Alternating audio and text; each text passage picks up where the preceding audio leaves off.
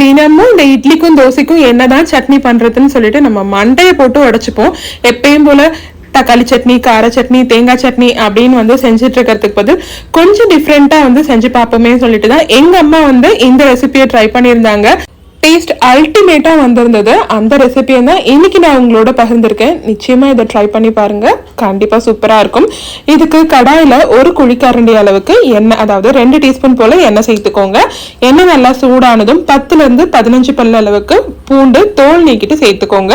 இதுக்கு 2 வெங்காயம் medium size அளவுக்கு எடுத்திருந்தேன், ரஃபா கட் பண்ணி சேர்த்துக்கிட்டேன். வெங்காயம் நல்லா கண்ணாடி பதத்துக்கு வதங்கி வரணும். இது கூட வந்து ஒரு 7-8 வரமிளகாய் சேர்த்திருக்கேன். காம்பு கிள்ளிட்டு தான் சேர்த்திருக்கேன். உங்களுக்கு காரம் எந்த அளவுக்கு தேவையோ அந்த அளவுக்கு நீங்க வரமிளகாய் சேர்த்துக்கோங்க. இது கூடவே வந்து 3 தக்காளி, சின்ன சைஸ்ல வந்து 3 தக்காளி எடுத்திருந்தேன், அதையும் ரஃபா கட் பண்ணி சேர்த்துக்கிட்டேன். இது கூட தேவையான அளவுக்கு உப்பு சேர்த்து தக்காளி நல்லா குழஞ்சு வர அளவுக்கு வதக்கிக்கிட்டேன்.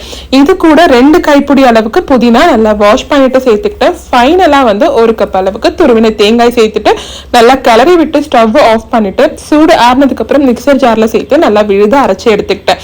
இப்போ இந்த சட்னிக்கு ஒரு தாளிப்பு கொடுத்துக்கிட்டேன். தாளிப்பு கடாயில 1 குழிக்கரண்டி அளவுக்கு எண்ணெய் நல்லா சூடானதும் கடுகு, உளுந்து, கருவேப்பிலை, பெருங்காயத்தூள். இப்ப இந்த தாளிப்பை அரைச்சு வச்சிருந்த சட்னியோட சேர்த்துட்டு நல்லா கிளறி விட்டுட்டு சுட சுட இட்லிக்கும் தோசைக்கும் வச்சு சாப்பிட்டு பாத்தீங்கன்னா டேஸ்ட் அல்டிமேட்டா இருக்கும். நிச்சயமா ட்ரை பண்ணுங்க.